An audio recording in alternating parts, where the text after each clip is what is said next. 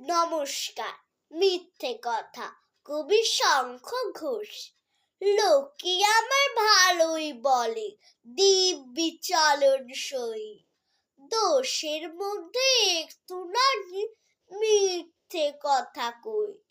ঘাটশিলাতে যাবার পথে ট্রেন ছুটেছে যখন, মায়ের কাছে বাবার কাছে করছি বকম বকম।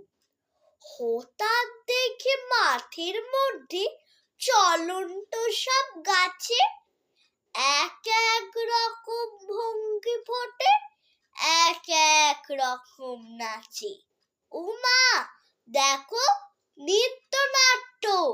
যেই বলেছি আমি, মা বকে দেয়, বড্ড তোমার বেড়েছে ফাজলামি। চিড়িয়াখানা